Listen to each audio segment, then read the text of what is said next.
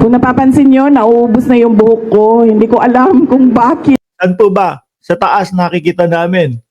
Malago naman po. Sa baba, hindi ko lang po alam, Madam BP.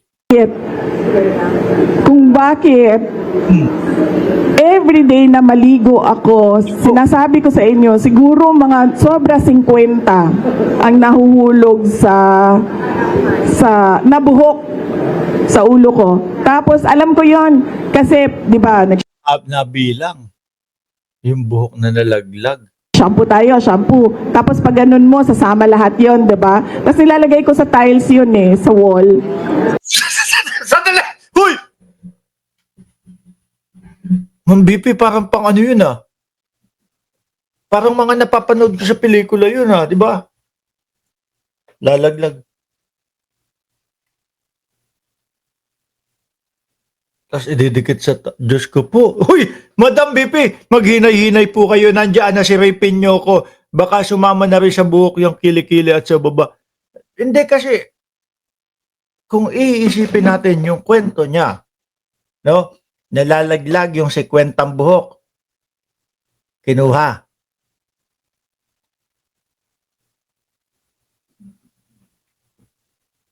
Didikit sa tiles. Sorry po. Kasi sa mga pelikula ko napapanood dyan eh. May totoo palang ganun, ano? Ganyan, dinidikit ko siya. Tapos pagkatapos ko maligo, nililinis ko siya, tapos tinitingnan ko. Na-stress ka na nga, kaya nahulog ang buhok mo. Na-stress ka pa kasi nahuhulog yung... So yan yung crisis natin, sir. Okay. Yun, mukhang mental nga yung crisis ng Vice Presidente. Aging po ang crisis. Tapos Aging. Sorry. Hindi kasi yung muestra niya kasi malalaglag sa tiles, ididikit, malalaglag, tapos okay, sige, hayaan na natin. Aging daw hindi daw mental. syempre kapag may edad ka na, mabagal ka na gumalaw. Napansin ko yon. Medyo hindi na siya abtik. Hindi na abtik ba? Snappy yung galaw. Okay?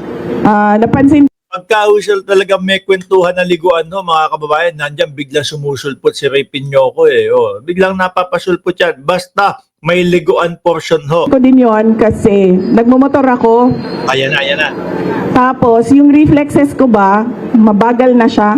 May chance na pwede kang madisgrasya kasi hindi na yung hand-eye coordination, lahat yon. Ako, wag na po kayong magmotor. Baka madisgrasya pa po kayo at baka isisi pa po ng mga DDS sa Pangulo. Di ba? Baka po madisgrasya kayo. Tapos kung ano mangyari sa inyo, tapos sasabihin ng mga DDS, nako, merong inilagay o tinanggalan o pinutulan ni Bongbong Marcos ng brake yung motor ng Vice President. Ganyan ho yung mga DDS Maisingit na lang ho lahat maibintang na lang di ba? Hindi na siya mabilis. So, personal crisis, aging. Kung Hindi po mental health, okay? Mga kababayan, aging daw po. merong fountain of youth, hinahanap yon ng mga nagkakaedad.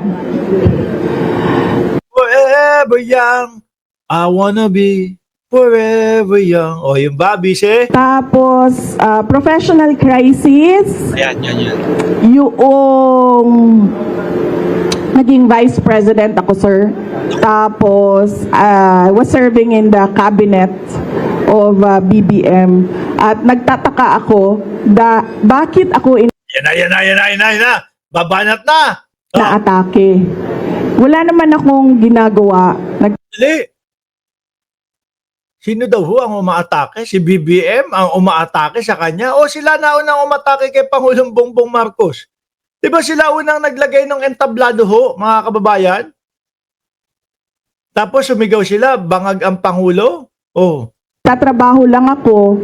And yun yung commitment ko din noong nangangampanya ako, commitment ko sa bayan na I will serve the country faithfully. Pero kahit nakaupo ako, as Cabinet Secretary sa Department of Education. Tapos, sa Office of the Vice President, ang ginagawa nila, nagro-roll out lang ng project. Inaatake ako ng administrasyon. Wala kaming narinig na gano'n na sila ang unang ng atake.